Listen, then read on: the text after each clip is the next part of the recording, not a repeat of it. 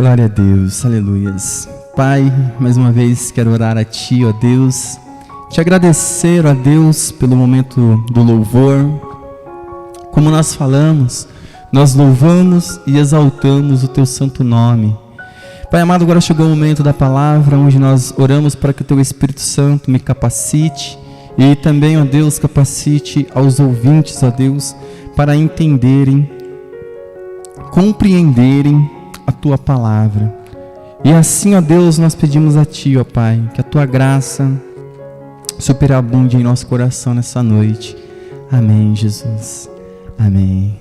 Amados, como é bom mais uma vez estarmos aqui reunidos em torno da palavra do Senhor, reunidos aqui em torno do Evangelho de Cristo.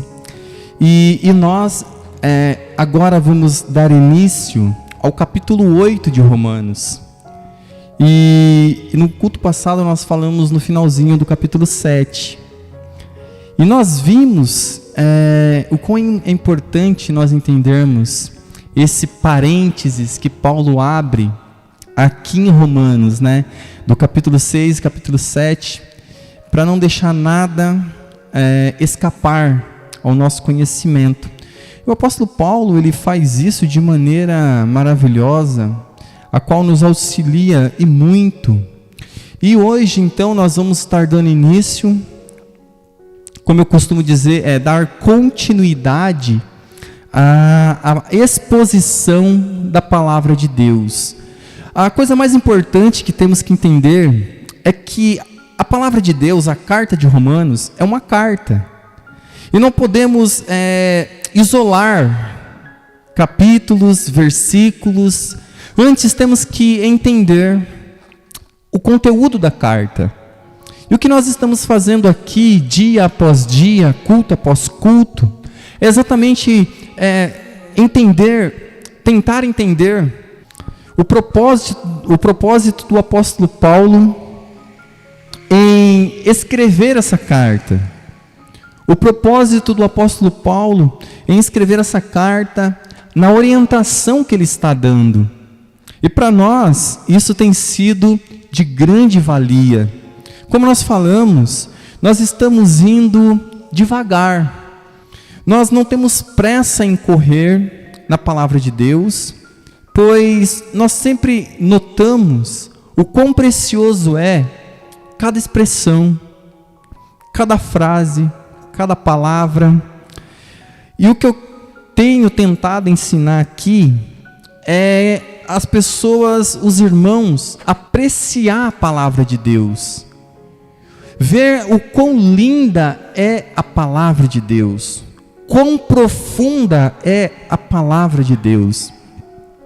Como nós falamos, nós estamos vivendo numa geração muito superficial e rasa. E quando nós paramos para levar os irmãos por este caminho, eu vejo o crescimento dos irmãos, eu vejo a beleza estampada nos olhos de cada irmão, na compreensão da carta de Romanos, em cada doutrina que nós falamos. E hoje nessa noite eu não quero que seja diferente.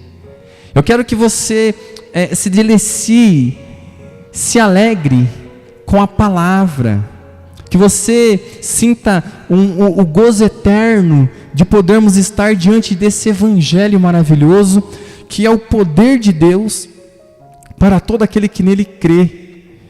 E nós estamos aqui por isso. Então você que tem a sua Bíblia, abra ela em Romanos, capítulo 8. Estaremos dando início hoje. E vamos ler do 1, primeiramente, até o 11. Aí depois nós vamos fazer o que nós sempre fazemos aqui. Vamos olhar o versículo 1, depois o versículo 2, e assim como nós formos crescendo, nós vamos andando na carta. Amém? Então você que tem a sua Bíblia, abra ela em Romanos, capítulo 8, do versículo 1, e vamos à leitura. E depois a gente vai vir por partes. Diz assim o versículo 1: Agora, pois, já nenhuma condenação há para os que estão em Cristo Jesus. Porque a lei do Espírito da vida em Cristo Jesus te livrou da lei do pecado e da morte. Veja que nós passamos um bom tempo falando sobre isso.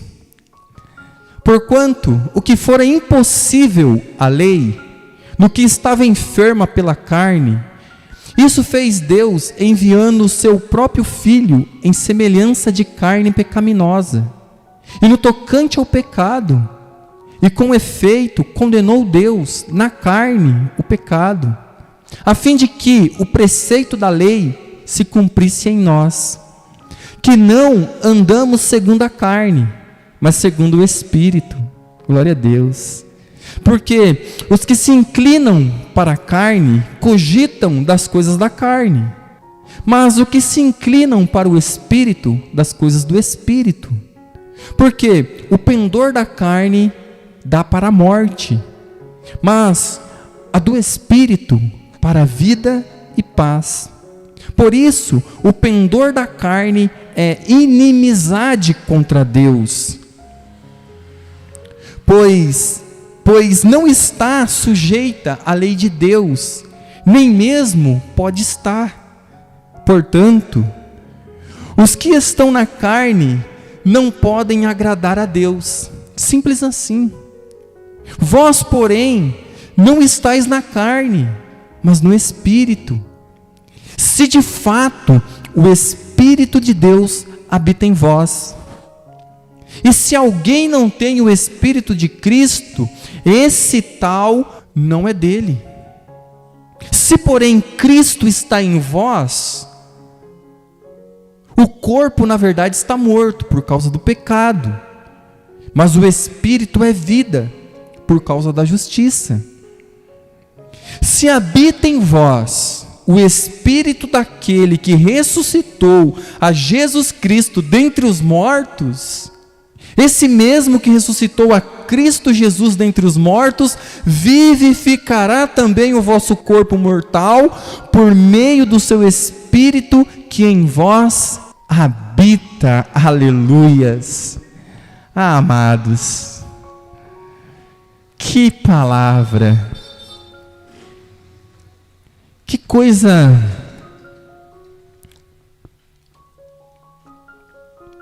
coisa maravilhosa está diante de nós. Por isso que eu falo que nós não podemos correr. Por isso que eu falo que nós temos que olhar versículo a versículo. Por isso que eu falo que nós temos que nos alegrar com cada palavra que está aqui. Por isso que eu falo que cada palavra dessa nós poderíamos ficar meditando por dias, por meses e por anos, como nós temos feito. Eu acho tão terrível quando as pessoas passam tão correndo pela palavra, sabe, e esquecem de ver a beleza, a grandeza e a profundidade de cada doutrina que aqui está. E isso, para nós, hoje, nessa noite, o que acabamos de ler, amados, é a palavra mais, é o capítulo mais belo que nós temos na Bíblia. É a joia mais preciosa que nós temos. Amados, olha, ele acabou de fazer um parênteses entre o capítulo 6 e o capítulo 7, e agora ele está dando continuidade. E ele começa, e ele diz assim, olha, agora pois, olha que maravilha, já nenhuma condenação há para os que estão em Cristo Jesus. Amados, olha o que Paulo está dizendo, já não há nenhuma condenação para aqueles que estão em Cristo Jesus.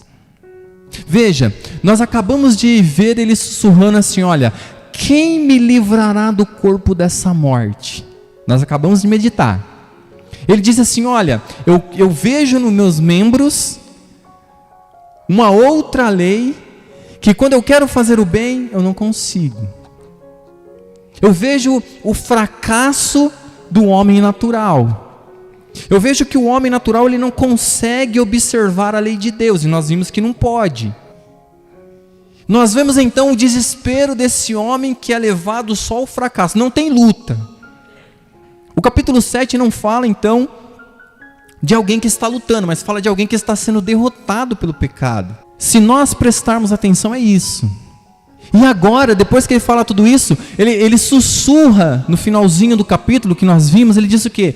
Graças a Deus por Jesus Cristo. Veja o que ele diz: eu dou graças a Deus por Jesus Cristo, nosso Senhor, porque é Ele que vai nos libertar desse fracasso, dessa derrota contínua para o pecado, porque Ele sabe em quem Ele crê. Agora Ele consegue ver o seu Redentor. E agora, então, diante dos nossos olhos, surge essa expressão: agora, pois, já nenhuma condenação há para os que estão em Cristo Jesus. Isso significa, aquele que não está em Cristo Jesus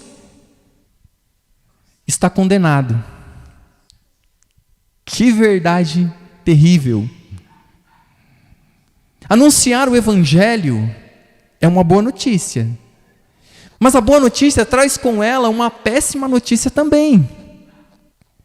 As pessoas costumam a dizer muito e a falar muito sobre João 3,16, que diz: olha, Deus amou o mundo que deu o seu Filho, Deus amou o mundo de tal maneira que deu o seu Filho, para todo aquele que nele crê não pereça, mas tenha a vida eterna. Amém? Aí todo mundo fala amém, tá vendo? Tem um Deus de amor. Só que se você for no finalzinho de João 3, se você falar no 32, vai dizer assim: olha, quem crê no Filho tem a vida, mas quem não crê, a ira de Deus permanece sobre ele. A ira de Deus. Olha agora o que Paulo está nos dizendo: agora, pois, já nenhuma condenação há para os que estão em Cristo Jesus. Eu gosto muito de Efésios porque diz: em Cristo nós somos mais que vencedores. Em Cristo nós temos paz com Deus. Em Cristo nós somos justificados. Em Cristo nós vencemos a lei.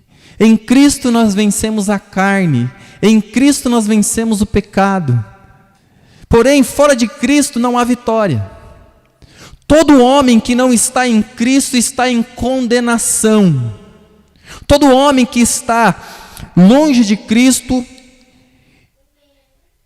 está condenado. Pois todo aquele que crê tem a vida, e todo aquele que não crê, a ira de Deus permanece sobre ele. E precisamos de homens que anunciem essa verdade. E aí, amados, essa primeira expressão salta aos nossos olhos: agora, pois, já nenhuma condenação há para os que estão em Cristo Jesus. Então aqui, os primeiros 4 versos, diz assim, para que nós possamos ter isso bem claro em nossa mente: agora, pois, já nenhuma condenação há para os que estão em Cristo Jesus, porque a lei do Espírito da vida em Cristo Jesus te livrou da lei do pecado e da morte. Porquanto que for impossível a lei, no que estava enferma pela carne, isso fez Deus enviando o seu próprio Filho, em semelhança de carne pecaminosa, e no tocante ao pecado, e com efeito condenou Deus na carne o pecado, a fim de que o preceito da lei se cumprisse em nós, que não andamos segundo a carne, mas segundo o Espírito. Amados, agora o apóstolo Paulo, ele vai falar de coisas maravilhosas. Eu gostaria que você tivesse muita atenção agora, como eu falei. Pois só essa primeira expressão, agora, pois nenhuma condenação há, é muito forte. A Bíblia diz que agora já não há mais nenhuma condenação para aqueles que estão em Cristo Jesus. É uma verdade eterna. Aqueles que Deus justifica, ninguém pode dizer o contrário. Então, amados, hoje vamos olhar então com um pouquinho mais de atenção. Diz assim, amados, a palavra de Deus para os nossos corações nessa noite. E eu quero te levar a olhar com carinho. Amados, quem faz o uso de modernas traduções da Bíblia, do Novo Testamento, notarão que a última declaração deste versículo, como se vê, é omitida.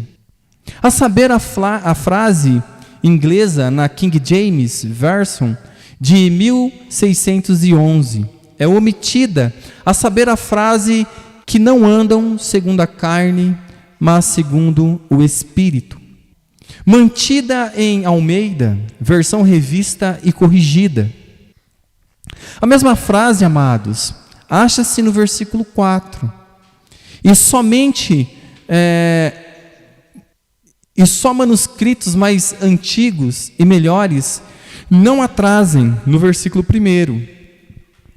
Portanto, com base na crítica textual, é provável, prudente, omitir essa frase neste ponto. A ler este versículo da seguinte maneira, assim: portanto, agora, nenhuma condenação há para os que estão em Cristo Jesus. Amados, chegamos aqui ao grande capítulo, não somente do ponto de vista da interpretação, não, mas também em considerá-lo um dos capítulos mais gloriosos da Bíblia. Há um sentido em que é uma prática odiosa traçar distinções, e todavia devemos aceitar o fato de que há nas Escrituras capítulos e passagens que sempre tiveram mais significação para o povo de Deus. Não há nenhum mal visto. O que ocorre é simplesmente que existe variações. Assim como o apóstolo Paulo nos lembra que no corpo há partes mais nobres que outras, assim também ocorre, amados, neste grande corpo da verdade das doutrinas bíblicas. Aqui chamamos de Escrituras Sagradas. E desde que não sejamos levados a menosprezar outros capítulos, há passagens, não fará dano algum dizer que este capítulo se destaca proeminentemente para nós. Concordo com os que dizem que o capítulo 8 de Romanos é uma das mais refulgentes joias das Escrituras. É uma das passagens mais lindas e belas. Alguém disse que em todas as Escrituras, a pedra, ou melhor, a coleção de pedras mais brilhantes e mais cintilantes e luminosas é a Epístola aos Romanos. E que dentre essas fulgurantes pedras e joias preciosas, mais brilhantes do estojo, é o capítulo 8. Por isso que eu sempre falo que nós devemos olhar para a palavra de Deus e ver o quão linda ela é, o quão preciosa ela é. E aqui então o capítulo 8 de Romanos é como se você estivesse com um estojo de joias aberto diante dos seus olhos, e você vê dentre aquelas joias uma joia que se destaca mais. É esse capítulo de Romanos 8. Você olha para aquele monte de joias lindas, preciosas e belas, porque a palavra de Deus é assim, mas sempre há uma porção da palavra de Deus que se destaca mais para nós.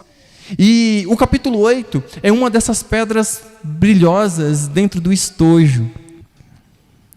Pessoalmente, amados, se fosse forçado a emitir a opinião, eu diria que o capítulo mais importante dessa epístola, para mim, é o capítulo 5. Porém, em muitos sentidos, o mais emocionante é o capítulo 8. Eu colocaria nessa ordem.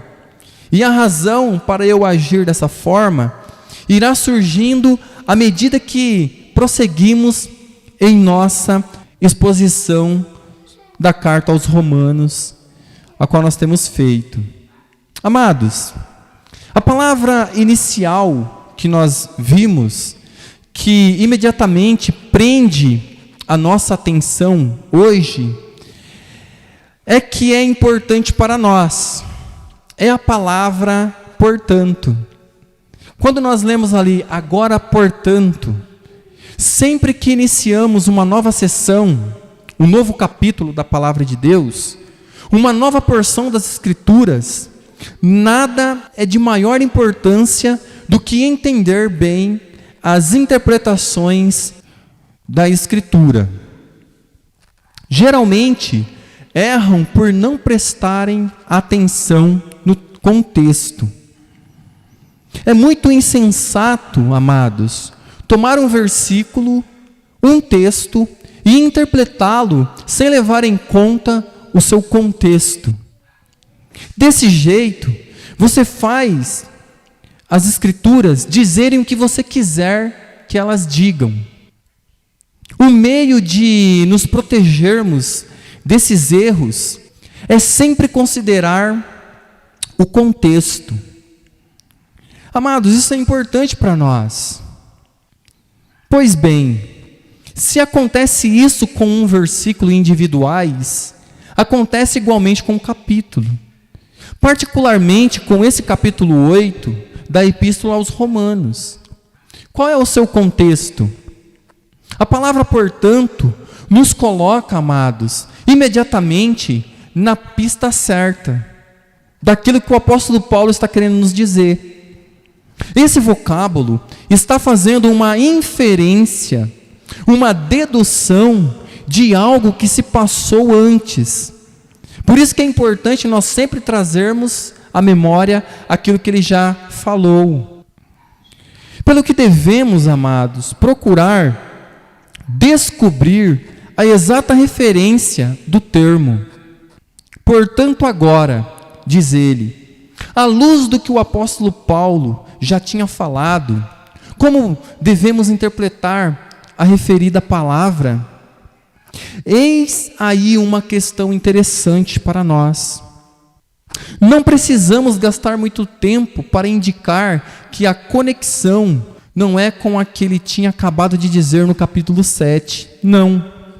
Aqui, felizmente, a maioria dos melhores comentadores da palavra de Deus está de acordo.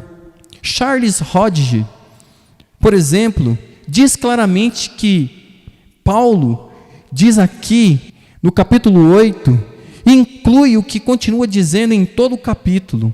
Não é uma inferência do capítulo 7. E menos ainda uma inferência dos versículos 14 ao 25 do capítulo 7. Do que Paulo acabara de dizer, não se pode inferir que, portanto agora, nenhuma condenação há para os que estão em Cristo Jesus. Não há uma conexão natural aqui. Se prestarmos atenção, a única ligação natural relativa a esta declaração, como afanei em salientar anteriormente, acha-se no fim do capítulo 5. Não há conexão natural entre esta declaração a qualquer coisa que Paulo tenha dito nos capítulos 6 e 7, a qual nós meditamos. Mas se liga muito naturalmente com o que o apóstolo estivera dizendo no fim do capítulo 5. Na verdade, com todo aquele capítulo, amados. No começo do capítulo 5, há um outro e semelhante, portanto, se vocês se lembram, quando nós meditamos. Sendo, pois, diz ele, portanto, justificados pela fé, temos paz com Deus por nosso Senhor Jesus Cristo.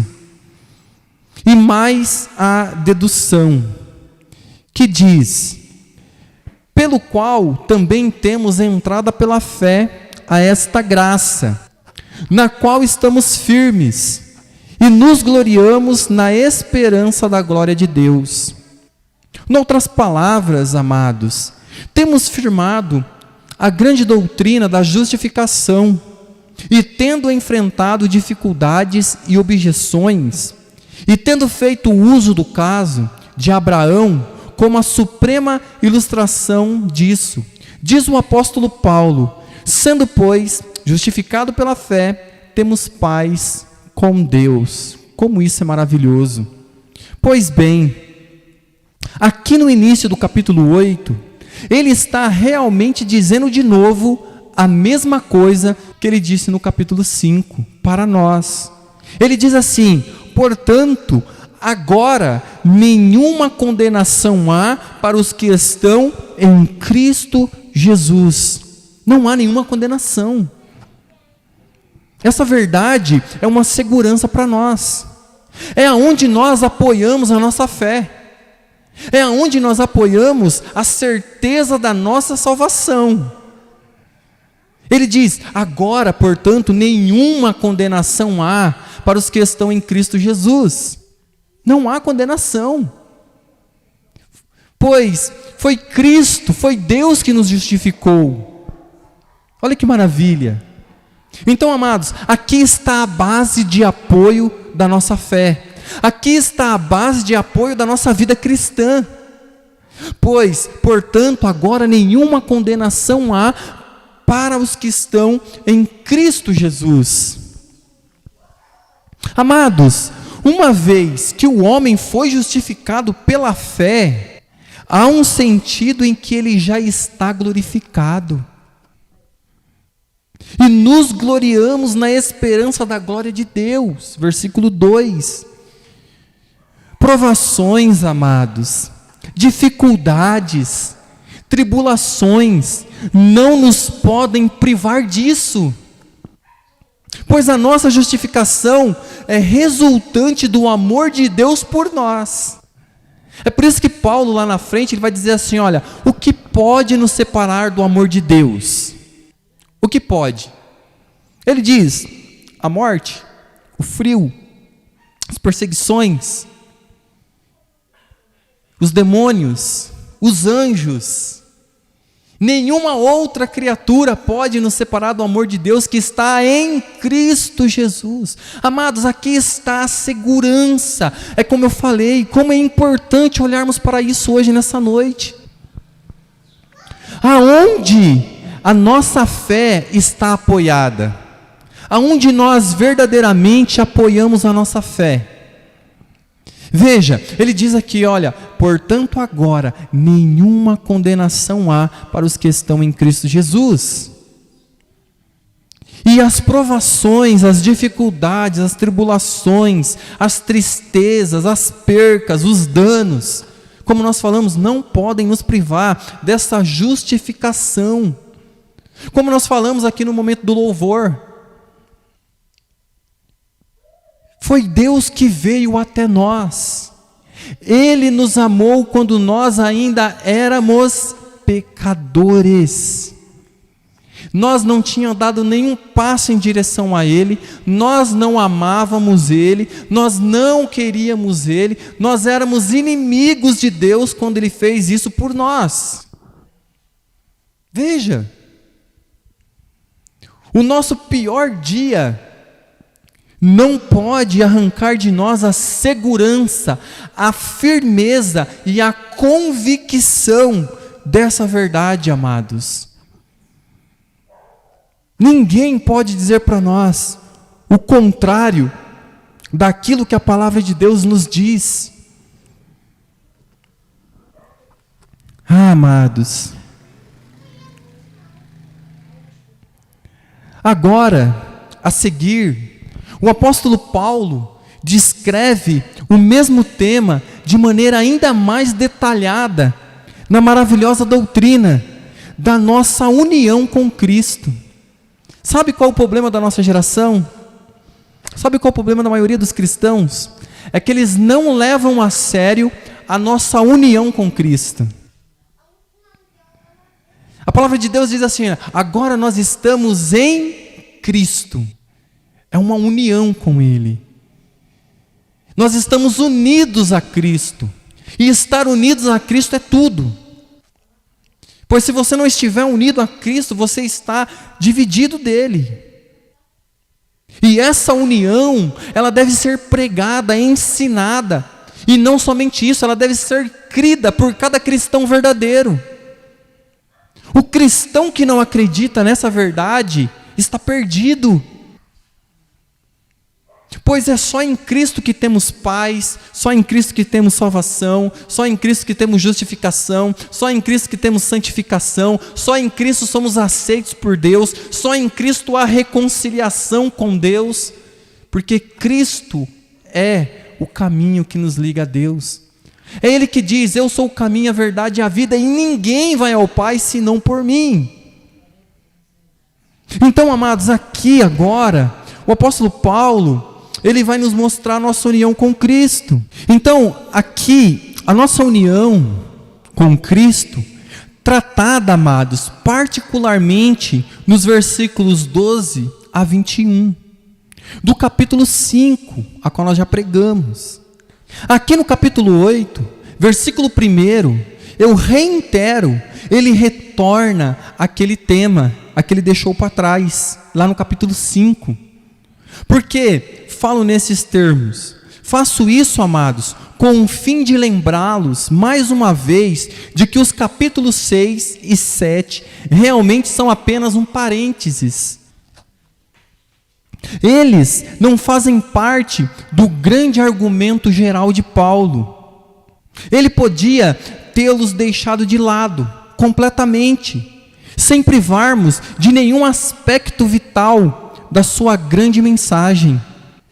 Mas ele faz um desvio, como vimos naquele capítulo, para tratar das dificuldades particulares, para responder às críticas e às objeções que estavam sendo feitas contra o seu ensino. Devemos, amados, entender bem o principal a esta grande epístola, a causa grande dano a si mesmo e ao seu gozo de salvação, porque não procuram entendê-los bem. Amados, em consequência, não vem a floresta por causa das árvores. Por isso devemos tornar a contemplar a floresta. O capítulo 6 prova que a nossa santificação está garantida por causa da nossa união com Cristo, cuja doutrina ele tinha exposto no capítulo 5, do versículo 12 a 22. Então veja, nós somos santificados em Cristo, nós somos justificados em Cristo. Fora de Cristo não há nada. Por isso que é importante, amados, nós temos essa doutrina dentro do nosso coração. É por isso que é importante nós termos púlpitos que preguem essa verdade, para que a certeza, a convicção esteja em Cristo e não em nós mesmos, amados. Então, o capítulo 7, de fato, prova exatamente o mesmo ponto, de forma diferente, a qual nós vimos. Ali ele está interessado em provar que a nossa santificação está garantida porque fomos libertos da lei e amarrados ao Senhor Jesus Cristo, unidos a Ele. Ou, para dizê-lo em termos diferentes, o que compete ao capítulo 6 é mostrar positivamente o que a nossa união com Cristo pode fazer, procurando mostrar que essa foi a única tarefa do capítulo 7 e nada mais. Foi simplesmente uma digressão, um parênteses, para provar para aqueles que não entendiam bem isso, que eles realmente deviam parar de pensar na lei e na observância da lei, quer do ponto de vista da justificação, quer da santificação. Então, a lei e os mandamentos não foram dados para nós para nos santificar. A lei não foi dada para nos justificar. Então é importante nós entendermos as funções da lei. Por que que Deus deu a lei? Para quê? E então, nós temos agora essas informações que nos faz olhar para Cristo e descansar nele.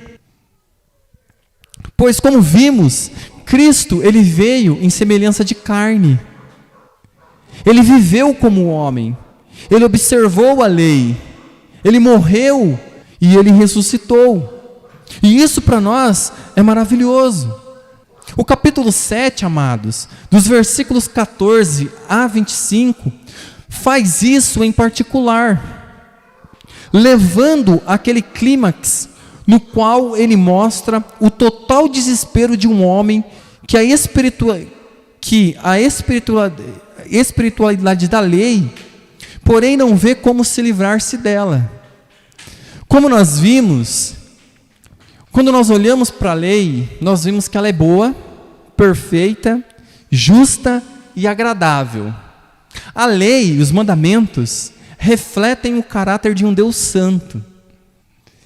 E como nós falamos, é como se um espelho fosse posto em nossa frente. Imagine você todo sujo de barro, todo sujo de lama, e alguém coloca um espelho na sua frente. O que o espelho vai fazer apenas? Só vai mostrar que você está sujo. O espelho, ele não vai limpar você. O espelho, ele não vai trocar suas roupas. É isso que a lei de Deus faz. Quando você lê os 10 mandamentos, quando você vê a lei de Deus, ela faz isso com nós. Olha, a lei mostra que nós somos pecadores, que nós somos rebeldes, que nós quebramos os mandamentos de Deus e que nós não podemos observar os 10 mandamentos. E aí então nós entramos em desespero, porque eu sei que a lei é boa, eu sei que a lei é santa, eu sei que não tem nenhum problema com ela, o problema está comigo. Porém, a lei é como um espelho, ela mostra que eu estou sujo, ela mostra que eu sou um pecador, ela mostra que eu sou alguém que quebra os princípios de Deus, mas ela não pode me ajudar. Então a lei, ela é como um termômetro. Sabe aquele termômetro de medir febre? A lei de Deus é igual. Você coloca o termômetro debaixo do braço, ele apita, ele diz que você está com, mas ele não pode curar sua febre. Você tem que tomar um remédio. Então a lei de Deus, a palavra de Deus, ela é assim. Então, amados, o que Paulo ele expõe para nós? Que todo aquilo que o homem vê e não consegue cumprir, então ele sussurra: graças a Deus por Jesus Cristo, nosso Senhor. Graças a Deus por Ele. E agora ele diz: agora, portanto, nenhuma condenação há para os que estão em Cristo Jesus. Então ele aponta para Cristo, ele nos leva até a Cristo. É isso que a lei tem que fazer. A lei tem que nos pegar pela mão e nos conduzir até Cristo. Por isso que a lei serve de aio. Então, amados, o apóstolo Paulo ele mostra isso, que a lei não foi dada para a nossa justificação, nem para a nossa regeneração, e nem para a nossa santificação. A lei ela foi dada para mostrar o nosso estado.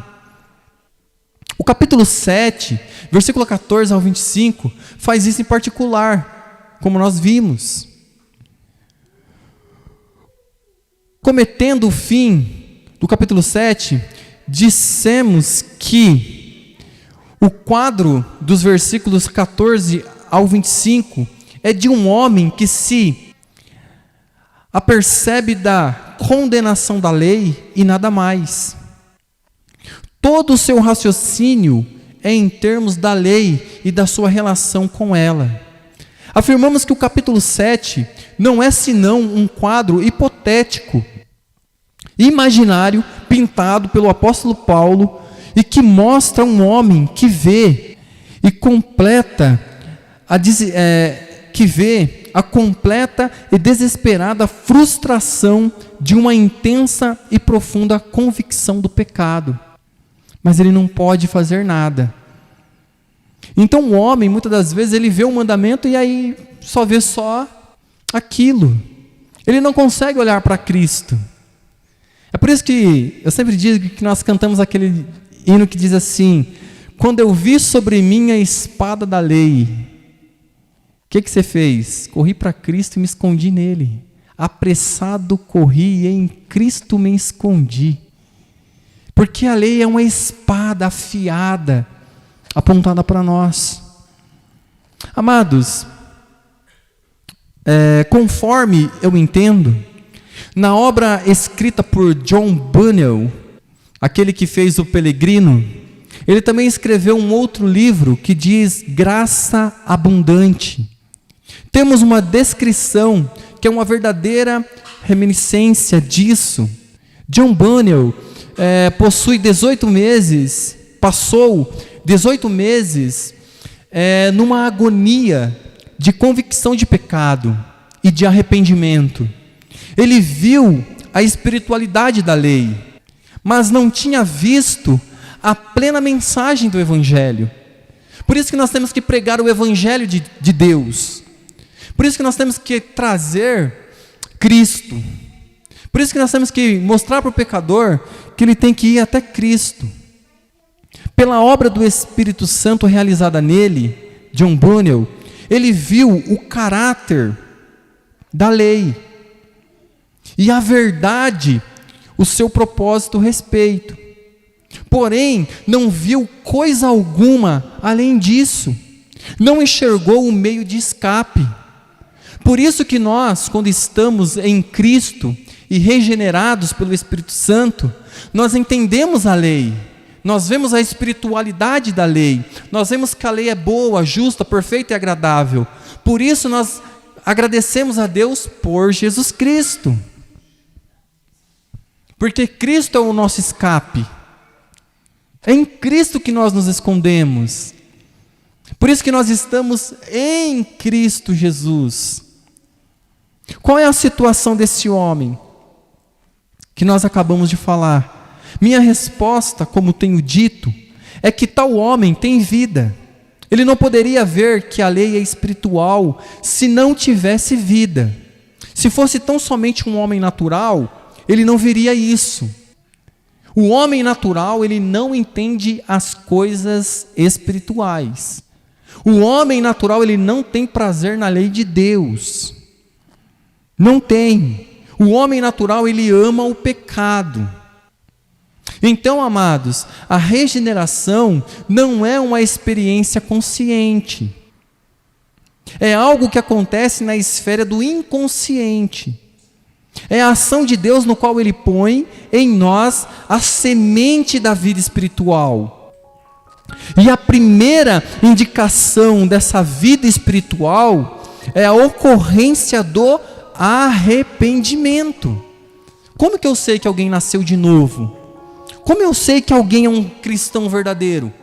Quando eu olho para ele, eu vejo que ele se arrepende do pecado e ele abandona o pecado.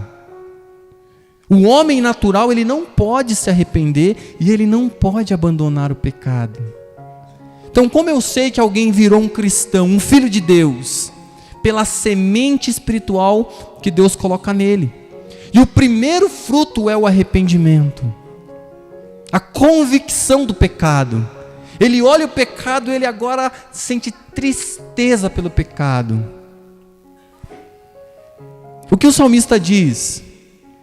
Que um coração contrito e quebrantado Deus não rejeita. O que é contrito? É triste. O homem hoje, nós nos entristecemos pelo pecado. Nós ficamos tristes quando ocorre o pecado em nossa vida. Então, amados, a semente da vida espiritual, essa semente da vida espiritual que é colocada em nós, porque a Bíblia diz assim, olha, estando nós mortos em pecados e delitos, Deus nos deu vida. Então essa vida espiritual, essa semente que foi lançada em nós, a primeira coisa é o arrependimento, o abandono do pecado. Mas eu faço isso uma vez só? Não é interessante quando nós olhamos alguém que creu em Cristo, se arrependeu lá atrás, mas hoje ele não chora pelos pecados dele? Quando foi a última vez que você chorou pelo seu pecado? Quando foi a última vez que você se quebrantou na presença de Deus? Quando foi a última vez que nós olhamos e sentimos a terrível tristeza pelo pecado? Lembra o nosso primeiro amor? O primeiro contato que nós tivemos com Cristo? Quando o Espírito Santo invadiu o nosso coração, nós olhamos para aquilo e falamos: meu Deus, como eu pude ser tão tolo, como eu amei tanto o pecado. Aquilo que eu amava, agora eu passo a odiar. Aquilo me dava prazer, agora eu tenho repulsa. Veja, a nossa vida muda completamente. Então isso que é importante para nós, amados. Então, a semente da vida espiritual, a primeira indicação da presença dessa vida é o arrependimento. Nenhum ser humano natural é incapaz de arrependimento. Nenhum ser humano pode se arrepender-se se não houver esse ato de Deus. É Deus que gera em nós isso. É o Espírito Santo que nos regenera. E agora então nós podemos nos arrepender, abandonar os nossos pecados. O homem natural, amados, é incapaz de fazer essas coisas, pois essas coisas lhe parecem loucura, como diz lá em 1 Coríntios 2,14. Mas o homem pode permanecer nessa condição de convicção de pecado e de senso de condenação durante algum tempo, antes de enxergar o plano da salvação.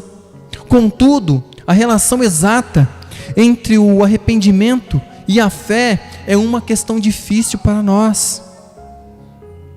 Amados, não vai dar tempo de nós continuarmos, mas o que eu quero que você entenda, quando nós falamos nesse início, é onde a nossa convicção está, é onde a nossa segurança está. Que você tenha isso dentro do seu coração, que você possa entender assim: olha, agora, portanto, nenhuma condenação há para os que estão em Cristo Jesus. E no próximo culto nós voltamos daqui, do ponto de início da vida cristã. Nós entendemos hoje que essa semente é colocada em nós, e pelos frutos nós conhecemos os verdadeiros cristãos. Por exemplo, se você passar na frente de uma mangueira e ver lá goiabas penduradas, goiaba não nasce em mangueira. Não nasce. Mangueira dá manga. E quando você passa diante de uma mangueira e vê as mangas lindas, belas lá, você não vê a mangueira gemendo de dor para produzir o fruto. Você vê a mangueira gemendo: ai, que dificuldade de gerar uma manga. Não. Assim é a vida do cristão. Ele anda em santidade, ele ama andar em santidade. Por isso que não há dificuldades em ser santo, porque Deus diz: sede santo, porque eu sou santo. Você não vê hoje em dia as pessoas com dificuldade de ser santos e andar em santidade, de abandonar o pecado, de se arrepender. Quando foi a última vez? Estou falando, o arrependimento é diário. O abandono do pecado tem que ser diário. Isso, porque nós temos essa alegria de sabermos que agora já não há nenhuma condenação. Agora nós temos a certeza que, ainda que nós errássemos, e ainda que nós erramos, nós temos um fiel advogado. Nós temos alguém que intercede por nós todos os dias. E ele diz que se nós confessarmos os nossos pecados e abandonar os nossos pecados, ele é fiel e justo para nos perdoar. Veja que maravilha, que salvação maravilhosa que nos foi dada. É Ele que nos salva, é Ele que nos santifica, é Ele que nos justifica, é Ele que diz que agora nenhuma condenação há para os que estão em Cristo Jesus. Por isso, os frutos nós produziremos o quê? Frutos de justiça. Temos que produzir frutos de justiça, amados.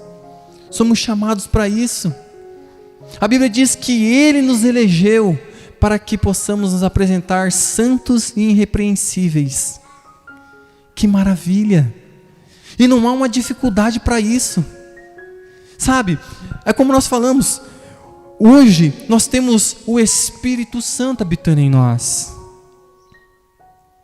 Nós fomos regenerados. Somos uma nova criatura. Temos agora essa convicção, temos essa certeza de salvação. Como nós falamos, ao olharmos para o texto bíblico e enxergarmos essas joias, esse tesouro que é nos dado, que nos é ofertado, quão maravilhoso é! Olha que joia maravilhosa nós temos hoje diante dos nossos olhos. Olha que porção do Evangelho linda que Paulo escreveu. Ele diz: agora, portanto, nenhuma condenação há para os que estão em Cristo Jesus. Você está em Cristo Jesus? Hoje, nessa noite, você pode ter essa certeza, amados. Se você estiver em Cristo Jesus, nenhuma condenação há para você ou para mim. E nós vamos continuar no próximo culto, né? Sábado nós estaremos aqui, mas nós vamos falar sobre uma outra coisa. Como nós combinamos, sábado é uma pregação diferente, sexta e domingo nós trazemos a exposição da carta. Então na próxima sexta nós vamos voltar daqui, desse ponto, tá bom? A minha oração é que Deus console o seu coração nessa noite, que você saia daqui com essa certeza eterna dentro do seu coração, e que isso anime a sua caminhada na fé, e que isso possa remover possa ser alimento para a sua semana, que não existe nenhuma condenação mais para você ou para mim, porque nós estamos em Cristo Jesus. Vamos orar, vamos agradecer a Deus por este culto. Pai amado, obrigado, Jesus, pois hoje entendemos, ó Pai, que nenhuma condenação há para os que estão em Cristo Jesus, para aqueles que estão em Ti, ó Pai, nenhuma condenação há, Senhor. Por isso nós nos alegramos com o Teu Evangelho, porque o Seu Evangelho é poder de Deus para a salvação, ó Pai.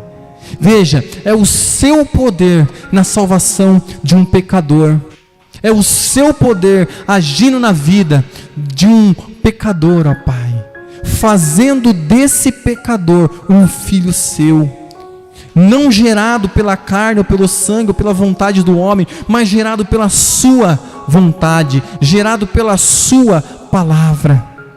E por isso nós descansamos em Ti hoje nessa noite, ó Pai, para a honra e glória do Seu Filho Jesus Cristo. Amém, Jesus. Amém, Jesus. Amém.